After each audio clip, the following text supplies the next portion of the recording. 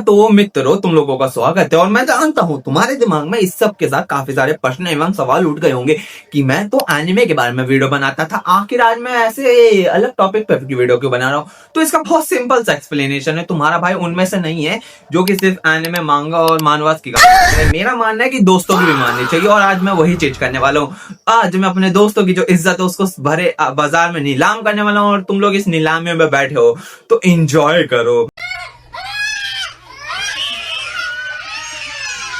पर उससे पहले नीलामी शुरू करी, एक चीज तुम्हें एक्सप्लेन कर देना चाहता हूँ। इस वीडियो के अंदर मैं एक डाइस सिस्टम का इस्तेमाल करने वाला हूँ, बिकॉज जैसा कि तुम्हें पता है मैं एक सभ्य इंसान हूँ, और मैं बिना मतलब का फेमिनिस्ट बन के एक विमेन की बहन मानता हूँ, इसलिए नहीं बोलूंगा, ठीक है ना।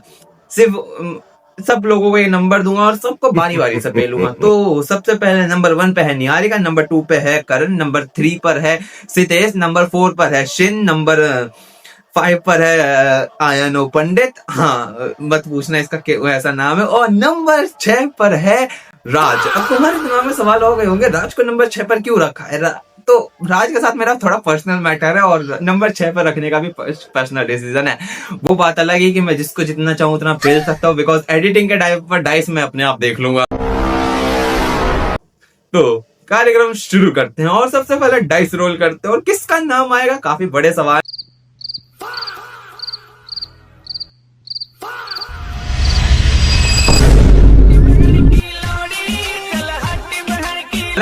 और सबसे पहला नाम आया है राज का। क्या मतलब मैंने डाइस रोल नहीं करा है और एडिटिंग के टाइम पर ही देख लिया था उस चीज को। तुम्हें इस बात को उठाने की कोई जरूरत नहीं है, हम लोग राज का उठाना शुरू करते हैं। Oh yeah. अब तुम्हें मैं राज के बारे में बताता हूँ। राज कौन है, क्या है, और कहां से आया है, और किस प्रकार का इंसान है। तो राज हमारे ग्रुप का वो मनुष्य है जो कि मतलब 6 घंटे पढ़ता है, और इतना पढ़ने की वो बात तो बताता है, लेकिन मेरे जैसे इंसान उस पर यकीन नहीं करते हैं। वो बात अलग है कि कुछ कम दिमाग वाली निहारिका होती है जो कि राज जैसे लोगों पे भरोसा कर लेती है, तो करते रहने दो। बट मेन मुद्दा है हम राज की मानने वाले हैं, निहारिका को क्यों बीच में ले आते हैं। वापस से राज पे आते हैं, और अब देखो ये जो राज है ना, ये एक किताबी कीड़ा है। जब 100 किताबी कीड़े मरते हैं तो एक ज्ञान पैदा होता है, और जब 1000 ज्ञान मरते हैं तो राज जैसा भटवा पैदा होता है। और जब ये पैदा हुआ था ना, तो इसने किताबें 4 डाली थी, और किताबों के साथ साथ इसने एलओटीएम भी 4 डाला था। इससे जब भी बात करने जाओ तो ये एलओटीएम की बात को उठा के ले आता है। एक बार तो मुझे तब शौक लगा जब मैंने इसको क्लाइंट के साथ 1v1 करते हुए देखा बेड के अंदर। जब मैंने इससे पूछा कि आखिर ऐसा तूने क्यों किया, तो ये इसका जवाब होता है ऐसे ही सेक्सी लग रहा था। और कहते हैं ना, शौक की बात है। जहां पर मैं आने में गर्ल्स को अनकंफर्टेबल करता हूं, वहां पर राज का काम है ये बंदा आने में बॉयज को अनकंफर्टेबल करता है, और इसी वजह से इसको ग्रुप में नाम दिया गया है फैम बॉय का। ये वो एक अकेला लौंडा है जिसके साथ बात करने में मुझे भी डर लगता है, बिकॉज मुझे मेरी इज्जत बहुत ज्यादा प्यारी है। पर क्या करे, गंदा है लेकिन धंधा है, माने तो मुझे सबकी पड़ेगी, चाहे वो मैं ही क्यों ना हूं। और राज का तुम लोगों को ओवरव्यू तो लग ही गया होगा, राज किस तरह का है, कैसा इंसान है, कैसा मनुष्य, और क्या तुम्हें इसके साथ रहना चाहिए। मेरा मानना है बिल्कुल भी नहीं रहना चाहिए, बिकॉज जब तुम इसके साथ रहोगे तो तुम्हें अपनी मतलब पर एक थाली लेके घूमनी पड़ेगी, बिकॉज तुम्हें नहीं पता है कि कब तुम झुको और कब तुम्हारी पर्सनैलिटी लूज हो जाए। राज का कोई भरोसा नहीं है रे बाबा, राज का कोई भरोसा नहीं है। वो इंसान है जिसके साथ रहते हुए आने में बॉयज को भाई अपना क्लीवेज छुपाना पड़ जाता है। उनके पास तो छुपाने लायक क्लीवेज होता भी नहीं है, फिर भी छुपा रहे हैं। तुम समझो राज का कैरेक्टर कैसा है। और इस सब के बाद भी मैं उससे बातचीत करता हूँ। क्यों करता हूँ? बिकॉज हमारे बीच में फोन है। अगर हमारे बीच फोन ना रहे ना, तो मैं उससे मिलने भी ना जाऊं, बिकॉज मेरी भी बहुत गंदी फटती है। पर राज का जो तुम लोगों को ओवरव्यू लग गया है, पर राज के बाद ना हमारे ग्रुप में एक और मनुष्य है जिसके बारे में मैं बात करना चाहता हूँ। इसलिए पहले डाइस रोल करता है, बिकॉज लगना नहीं चाहिए कि मैं वो मतलब क्या कहते हैं इनइक्वालिटी कर रहा हूँ। मैं ये नहीं दिखाना चाहता हूँ कि मैं पर्सनल जा रहा हूँ किसी के लिए। सो डाइस रोल करते हैं, और जैसा तुम देख सकते हो नंबर 2 आया है, यानी कि अपना प्यारा करण आया है। अब तुम लोग सोच रहे होगे करण में ऐसा क्या खास है, करण में ऐसी क्या बात है जो मुझे उसके बारे में बात करनी पड़ रही है। यही तो बात है ना, उसके अंदर ऐसा कुछ खास ही नहीं है कि उसके बारे में बात की जाए। भाई एक इंसान है जो कि जम्मू कश्मीर में रहता है, और हमारे लिए मतलब फ्रंट लाइन पर खड़ा हुआ है। क्यों खड़ा है पता नहीं है, बस खड़ा है, और वहां से जो तो वो बकचोदी करता रहता है। मैं भी सुन के कहता हूँ कि अच्छी बात है तुम देश के अंदर नहीं हो, देश के बाहर ही हो थोड़ा सा, ताकि अगर कभी भी कुछ हो तो पहला करण ही उसको रोके और करण ही खत्म हो। बिकॉज मेरा भी मन नहीं है इस बंदे से ज्यादा कोई बकचोदी पिलवाने का। बिकॉज यार एक होता है लॉजिक, एक होता है सेंस, एक होता है मतलब एक होती है दिमाग, और करण के अंदर तीनों ही चीजें एग्जिस्ट नहीं करती है। करण के लिए ये तीनों चीजें ना इसके जन्म से पहले ही खत्म हो गई थी।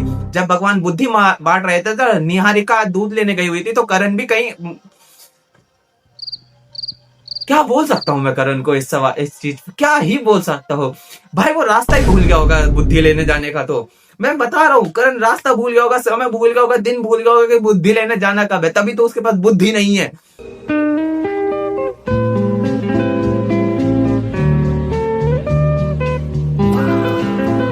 पर इस सबसे तुम्हें इतना ही समझ आया कि उसके पास बुद्धि नहीं है, पर उसको ग्रुप में टाइटल दिया गया है सिंप का।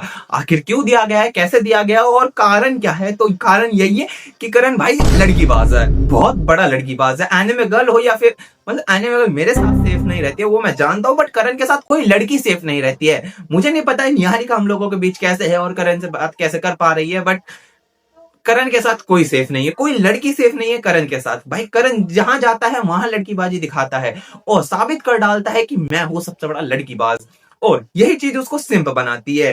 हाँ, यही कारण है उसे हम लोग सिंप कहते हैं, और इससे बड़ा कोई कारण नहीं है। मतलब और कोई कारण चाहिए भी नहीं है। कम बुद्धि वालों को बस इतने से ही समझ आ जाता है कि तुम्हें सिंप क्यों कहा जा रहा है। बाकी इस सब जो तुमने करण के बारे में भी सुन लिया, और मुझे भी बहुत खुशी हुई है उसके बारे में बात करके। बट अब जरा अगले के बारे में बात करते हैं। अगला कौन होने वाला है सोचने की बात है, बट समझते हैं, सोचते हैं, और कौन हो सकता है अगला। डाइस रोल करते हैं। तो डाइस में तुम चेक कर सकते हो, हमारा प्यारा आयानो पंडित आया है। नाम सुन के तुम्हारे दिमाग में सवाल उठ गए होंगे, आयानो पंडित, ये तो कहीं से भी मैच नहीं हो रहा। और मैं जानता हूं कहीं से भी मैच नहीं हो रहा है, और मैं भी इसके बारे में ज्यादा नहीं बोलना चाहूंगा, बिकॉज देखो,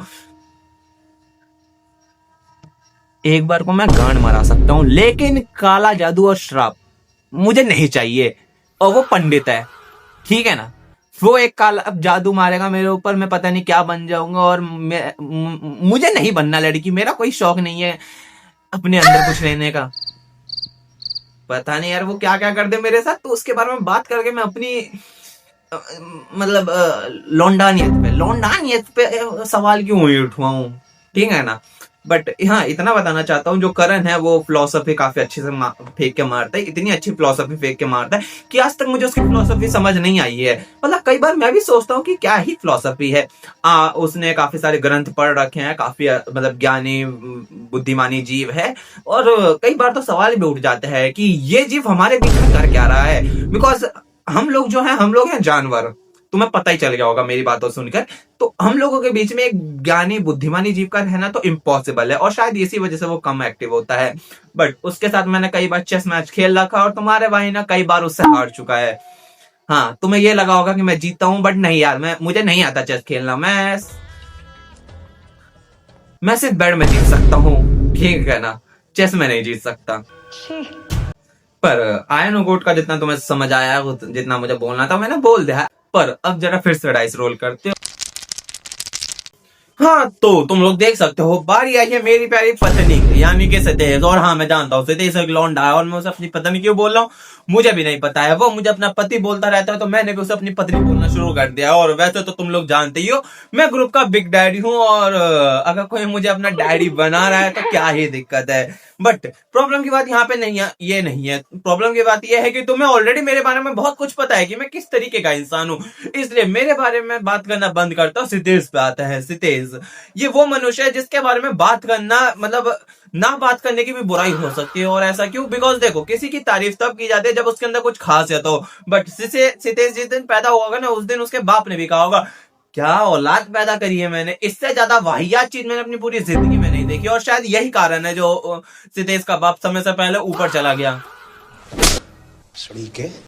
और अगर मेरी ये चीज सुनकर सितेश के उस सेंसिटिव दिल को चोट लगी हो, तो मैं कहना चाहता हूँ मुझे कोई फर्क नहीं पड़ता। और इनफैक्ट सितेश को भी कोई फर्क नहीं पड़ता है कि मैं उसके बारे में या फिर उसके बाप के बारे में क्या कह रहा हूँ। पर अगर तुम्हें फर्क पड़ रहा है ना, तो तुम एक बार अपने अंदर झांक के देखो, कितना छोटा सा दिल है तुम्हारा। तुम लोग भी सितेश की तरह एक नालायक, नाबालिग और ना समझ मनुष्य हो। बट मतलब सितेश की फैमिली से थोड़ा साइड आते हैं और वापस से सितेश के कैरेक्टर पे आते हैं, बिकॉज थोड़ा तो ज्यादा बोल दिया है मैंने।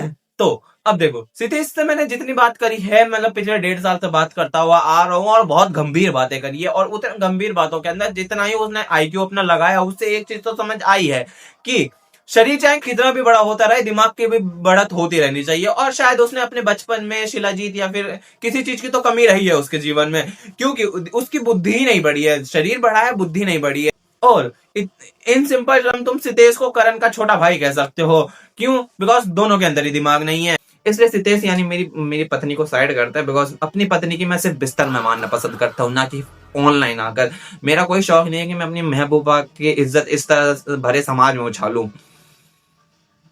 हाँ, ठीक है, तुम समझ गए होगे। मैं भी उसे अपनी पत्नी मानता हूँ, मैं उसके प्रपोजल को एक्सेप्ट करता हूँ। पर जब मेरे पास असली लड़की आ जाएगी तब मैं उसको डिवोर्स दे दूंगा। पर इतना सब सुनने के साथ ना तुम लोगों को एक चीज तो समझ आ गई होगी कि मेरे पास बोलने को बहुत कुछ है, बट यूट्यूब की गाइडलाइंस के अंदर रहते हुए बोलना पड़ता है। बिकॉज मैं भले अपने दोस्तों के कितने भी मारूं, बट यूट्यूब मेरी मारने में एक बार भी नहीं सोचेगा। पिछला चैनल उड़ा ही दिया था, तो और ये चैनल मैं अपने दोस्तों के चक्कर में उड़वाना तो नहीं चाहता हूँ। इसलिए जरा अगले बंदे पर चलते हैं। और अगला बंदा कौन होने वाला है? सवालों के पुल हैं, बट कौन हो सकता है? राज पेला गया है, करण पेला गया है, सितेश उसके बारे में मुझे बात ही नहीं करनी है, पंडित श्राप से डर लगता है। तो अब कौन बचा? 1 2 3 4 लोग जा चुके हैं, बचा है शिन। हाँ, तो अब तुम लोग सोच रहे होगे शिन शिन शिन ये कौन सा नाम है? ये कहाँ का नाम है? आखिर ये बंदा आया कहाँ से?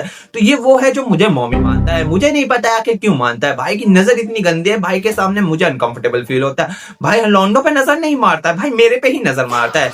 उस लौंडे के साथ अगर मैं चला जाऊंगा ना, तो मुझे लगता है मुझे थाली लगानी पड़ेगी, बिकॉज मुझे भी पता नहीं है वो कब मेरी वर्जिनिटी ले ले। व्हाट द फक, मैं तो वर्जिन ही नहीं हूँ। क्या? ये क्या बक रहे हो मादरचोद? पर दोबारा से शिन पे आते हैं। और एक चीज तुम्हें बता देता हूँ, मैंने शिन से इस वीडियो के लिए परमिशन बिल्कुल भी नहीं ली थी। और मुझे नहीं पता है शिन इस पे क्या रिएक्ट करने वाला है, किस तरह करने वाला है। बट मैं उसकी इज्जत लूटने की जितनी कोशिश कर सकता हूँ उतनी करूंगा। वैसे तो मैं उसके बारे में ज्यादा कुछ जानता भी नहीं हूँ, और मेरी ना उससे ज्यादा ढंग से बात हो पाई। बिकॉज जब भी बात होती है मुझे अपनी इज्जत बचानी पड़ जाती है। तो तुम समझ सकते हो, जो शिन है वो हमारे ग्रुप का लौंडाबाज है। नहीं, वो अनिकेतबाज है। वो सिर्फ मेरे पे ही गंदी नजर मारता है। तुम उसको लौंडाबाज नहीं कह सकते, तुम उसे लौंडियाबाज नहीं कह सकते, तुम उसे अनिकेतबाज कह सकते हो। वो सिर्फ मेरे पे गंदी नजर मारता है और आने में गर्ल्स पे मारता है, यानी कि मेरे जैसा ही है। हम दोनों भाई भाई हैं, बस मुझे उससे अपनी इज्जत बचानी पड़ती है। और इतना का कुछ बोलने के बाद मुझे ऐसा फील हो रहा है कि मैं शिन के नहीं मार रहा हूँ, शिन मेरी मार रहा है। तो शिन को ही साइड करते हैं, शिन के बारे में ही नहीं बात करते हैं। क्या माल है यार। तो अब ये जो 5 लौंडे हैं, इनके बारे में तुम लोगों ने सुन लिया है कि आखिर ये किस प्रकार के हैं, कौन से जीव है। बट तुम्हें एक चीज पता है, एक चीज तुम्हें पता है, हमारे ग्रुप में हमारे जैसे जानवरों के बीच जहां पर एक लौंडियाबाज है, वहां पर हम जैसे जानवरों के बीच एक मादा, एक महिला, एक 16 साल की माइनर बच्ची भी है। बेटी। हाँ, क्यों है पता नहीं है, कैसे है पता नहीं है, मेरे वीडियोस देखती है, सेफ कैसे है घर के अंदर पता नहीं है, घर वालों ने निकाला कैसे नहीं मुझे भी जानना है। मतलब मैं जैसे वीडियोस बनाता हूँ ना, इसके बाद ना निहारिका का ना राशन कार्ड सहित घर से हर जगह से नाम कट जाना चाहिए था कि ये बच्ची तो हमारी है ही नहीं, ये है ही ना जायज नहीं है हमारी। और ऐसा मैं क्यों कह रहा हूँ, बिकॉज तुम जानते हो मैं कैसा इंसान हूँ, और मेरी वीडियोस वो देखती है। तो सवाल तो उठते हैं, इतने उठते हैं कि जब वो पहली बार हमारे ग्रुप में आई थी तो हमारा सवाल था, भाई सच्ची बता तू लड़का है लड़की नहीं है, लड़का है लड़की नहीं है। और उस चीज को प्रूव करने के लिए उसको अपना मतलब आईडी भेजना पड़ा था स्कूल का, और तब हमें यकीन हुआ था, ओ माय गॉड, हम लोगों के बीच में एक मादा है। बट इसके बाद हम लोगों ने एक सुशील संस्कारी इंसानों की तरह उसको बहन मान लिया। इसलिए मैं ज्यादा कुछ नहीं बोलना चाहूंगा। बट तुम समझो यार, मैं ना जितनी मार सकता था सबकी मारी, और ऐसे कैसे जाने दूंगा निहारिका को मैं। तो निहारिका ये हमारे ग्रुप की वो इंसान है जिसने अब तक अपना फेस रिवील नहीं किया है। वो तो बात अलग है, राज ने भी नहीं किया, और मैं उसका देखना भी नहीं चाहता हूँ, बिकॉज मुझे नहीं पता है कितनी गंदी शक्ल है उसकी। बट निहारिका ने आज तक अपना फेस रिवील इसलिए नहीं किया बिकॉज चेहरा आवाज इतनी बुरी है तो शक्ल कितनी बुरी होगी। मतलब उसकी आवाज सुनने के साथ मुझे लगता है कि एक मिनट मेरे कान से खून क्यों आ रहा है, इतनी बुरी आवाज है उसकी, समझे। और ऐसा क्यों? बिकॉज जब भी निहारिका बात करती है उसके बैकग्राउंड में उसकी दादी बहन की लोड़ी कर रही होती है। ना जाने किसको कब कौन सी गाली पड़ रही होती है, हमें भी नहीं पता है। कई बार तो मुझे शक होने लगता है कि ये दादी के नाम पे निहारिका ही हम लोगों को गाली दे रही है। बिकॉज जो हमारे कर्म कांड है ना ग्रुप के अंदर वो अच्छे तो नहीं है, बट क्या पता कौन क्या कर रहा है। बस इतना बता सकता हूँ निहारिका के लिए कि नहीं बोलता यार, ज्यादा कुछ नहीं बोलता। बिकॉज ये वीडियो मैंने पर्सनली राज के लिए बनाई थी कि मुझे राज की बेइज्जती करनी थी, और मैंने वो कर तो दी है। क्या बोल सकता हूँ मैं?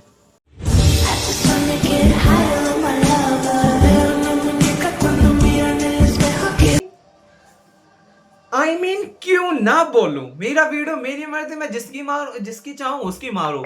और इसीलिए अब जरा निहारिका के बारे में थोड़ा अच्छे से बात करते हैं। तुम लोगों ने अब तक निहारिका के बारे में जो सब सुना है ना, वो एक ट्रेलर था।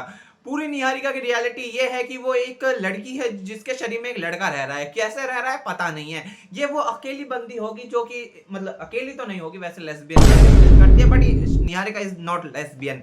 निहारिका एक लड़की है बट उसके शरीर में एक लड़का है। और ये चीज हमें इसलिए पता चली थी क्योंकि उसकी हरकतें लड़कियों वाली नहीं है। जिस तरह वो हमारे ग्रुप में बैठ कर बातचीत करती है और जिस तरह के उसके जवाब होते हैं ना, उससे साबित हो जाता है कि वो एक लड़का है। और मेरे तो ये भी मानना है कि निहारिका जब भी पॉर्न सर्च करती होगी ना, और पॉर्न के अंदर भी वो लड़की की जो एक्टिंग है उसको अप्रिशिएट करती होगी कि लड़की जो है ना वो बहुत बढ़िया एक्ट करती है। लड़का ठीक है लेकिन लड़की को देखने में अलग ही मजा आता है। और ऐसा मुझे क्यों लगता है? बिकॉज जैसा मैंने तुम्हें बताया उसके शरीर में लड़का रहता है। और इस सबसे भी बढ़ के निहारिका ये वो एक अकेली इंसान होगी जो सुबह उठने के साथ सबसे पहले प्लान करती है कि अपनी नानी दादी जो भी है उसकी वो उनको कैसे टपकाना है। और ऐसा क्यों? बिकॉज जैसा मैंने बताया उसकी दादी पीछे बैठे बैठे निहारिका के काला जादू करती रहती है। किसके ऊपर करती है पता नहीं है, शायद मेरे ऊपर करती होगी। बिकॉज जैसी मेरी हरकत है मैं काला जादू डिजर्व करता हूँ। बट जैसा मैंने तुम्हें पहले ही बताया पंडित के टाइम पे कि मुझे काले जादू डर लगता है, तो अब तक मेरे ऊपर ऐसा कोई सिम्टम्स तो दिखे नहीं है। बट निहारिका के ऊपर जरूर दिखे हैं ये सिम्टम्स, शायद निहारिका के ऊपर ही करती होगी। और ऐसा क्यों? बिकॉज पहले वो दादी को मारने की प्लानिंग कर रही थी, उसके बाद उसने प्लानिंग करना शुरू करी अपने ट्यूशन टीचर को मारने की। और जब वो इस सब से फ्री हो जाते तो उसके बाद वो साबित करने पे आ जाते कि जो हमारा प्यारा राज है वो फैमबॉय क्यों है। और ये चीज तो मैं भी जानना चाहता हूँ, आखिर राज फैमबॉय क्यों है? और इस सब से जब उसको फ्री टाइम मिलता है तो उसके बाद वो आलस में चली जाती है। और आलस की तो तुम पूछो ही मत, इतना आलस उसके अंदर भरा हुआ है कि मैं बता नहीं सकता। वो 4 GB रैम वाला फोन चला रही है, इससे तुम समझ सकते हो कि वो कितनी गरीब है। पर गरीब है इसको साइड करो, वो मुंबई में रहती है, माचिस की डब्बी में रह रही है, तो तुम समझो। बट तुम ये चीज समझो कि वो इतनी ज्यादा आलसी है कि 4 GB का रैम का फोन भी उसको फास्ट फील हो रहा है। 4 GB रैम का फोन उसे फास्ट फील हो रहा है क्योंकि वो इतनी ज्यादा आलसी है, फोन उससे ज्यादा तेज चल रहा है। तुम समझ रहे हो कितनी आलसी है? आलस भाई उसको देख के शर्मा जाता है कि भाई इतना आलसी तो मैं भी नहीं हूं। जहां तक बात करी जाए बुद्धि की, तो उसकी तो ट्यूशन टीचर ही गोपी बहू है। हाँ, गोपी बहू लैपटॉप धोती रहती है, ये इंसानों को धोती रहती है। अब इतना सुन के तुम्हें इतना तो समझ जाना चाहिए कि मेरे पास बोलने को बहुत कुछ है, लेकिन यूट्यूब की गाइडलाइंस के अंदर रहते हैं और वीडियो का समाप्त कर देते हैं। बिकॉज मुझे भी सेफ रहना है और अपने दोस्तों को भी सेफ रखना है। मैंने भले उनकी जो इज्जत है उसका छिनाला कर दिया है पूरे वीडियो में, बट उससे किसे ही फर्क पड़ता है? यूट्यूब को फर्क पड़ता है, यूट्यूब को पड़ता है। इसलिए वीडियो समाप्त करते हैं। मैं चलता हूँ, बाय बाय, टाटा, सायोनारा। और